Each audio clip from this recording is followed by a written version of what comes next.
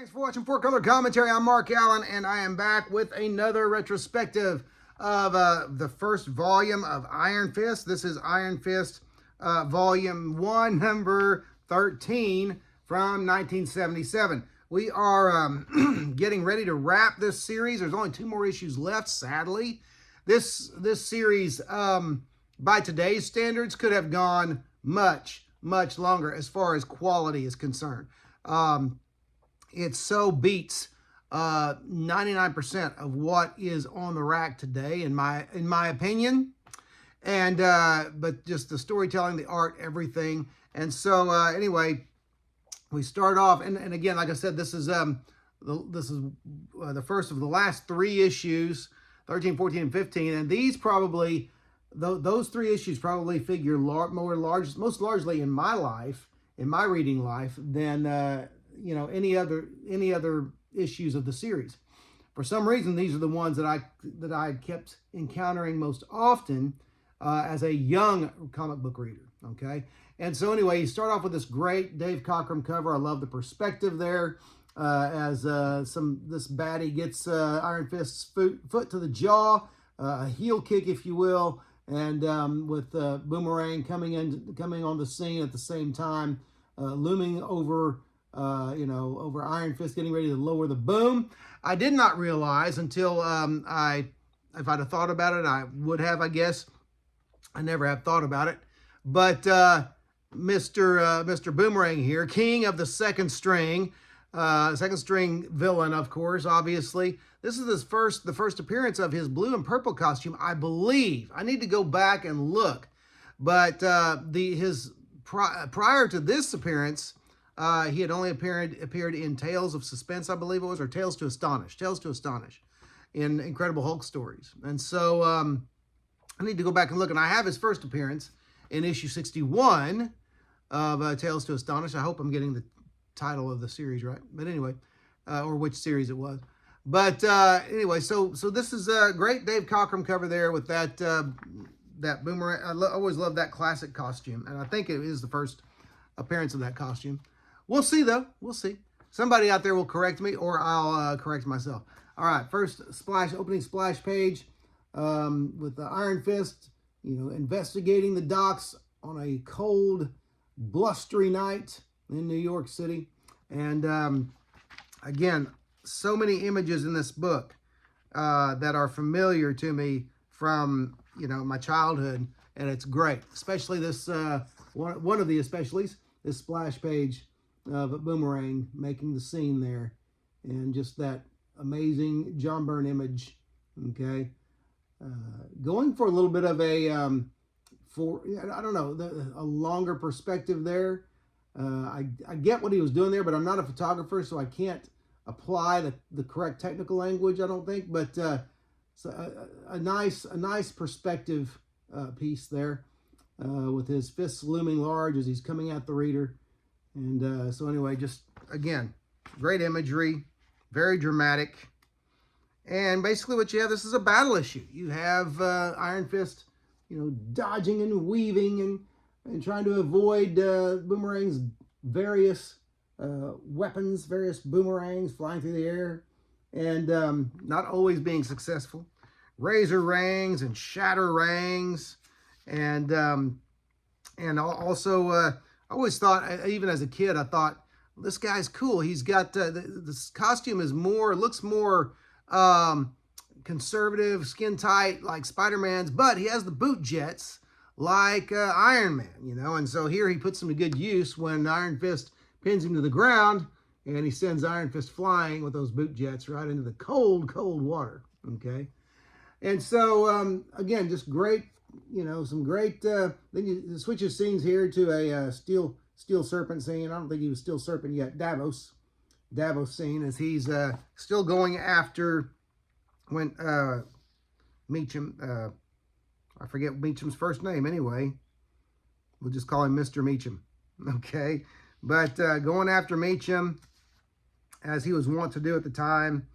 And you kind of have some, I don't know yet, I don't know if at this point Davos, maybe they were hinting at Davos having an Iron Fist there. I didn't think he had one yet, but to break down the barrier that he broke down at the beginning of this scene, I would almost have to think he had one.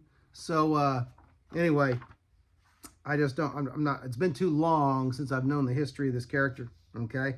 I'm revisiting some stuff. When you get to be, by the way, I just turned 58, and when you get to be my age, you've forgotten a lot of the things you knew about comics, you know, especially when you were a kid.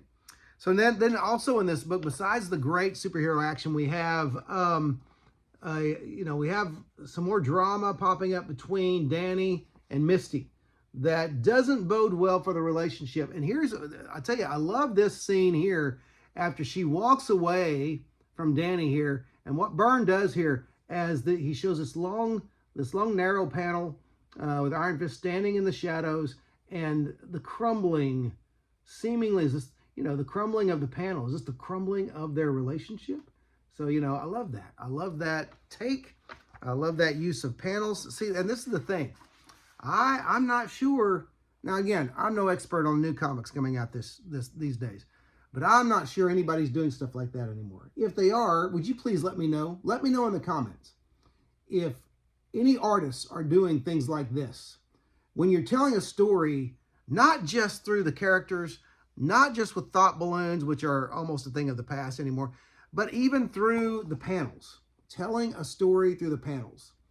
As Misty and Iron Fist's relationship seems to be falling apart, the panel is crumbling. Is anyone doing things like that these days? Let me know if you would. Anyway, it goes on there, and you've got stories about, you know, this Kavanaugh dude that is a friend of Iron Fist's, who used to be an IRA terrorist, and he's not anymore. He's on the straight and narrow, but he's in trouble, and Iron Fist is trying to rescue him. And so you have this scene here, okay, where he drops in on his kidnappers and tries to do the rescue thing, and confronts Boomerang again. I love the blocking of the boomerangs. Those are actually razor rings, and he blocks them before they can cut him, take a slice out of him. All right. So anyway, great action there by John Byrne. Masterfully inked, I would add, by Dan Green. No surprise there. Dan Green being a great artist in his own. Dan Atkins. I'm sorry, I said Dan Green. Oh, my bad. Dan Atkins. Dan Atkins being a great inker in his own right. Okay. And so now this is the part that, as a kid, this was just great. This blew my mind. Boomerang, and it's still great today.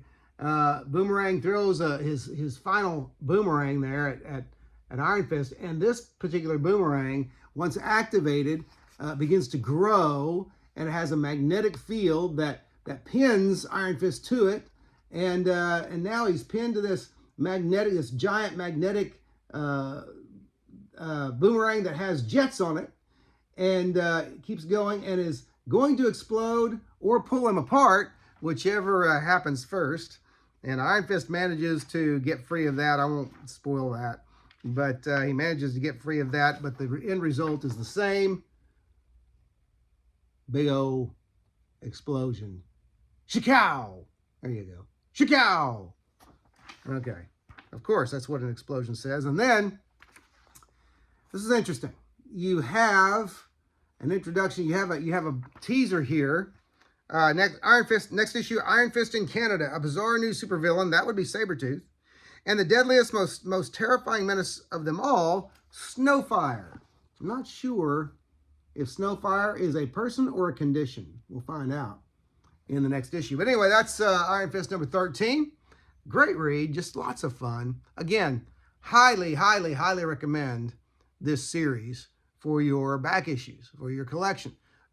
Just great storytelling that you will want to go back, from time to time and read again, or just peruse the beautiful John Byrne art.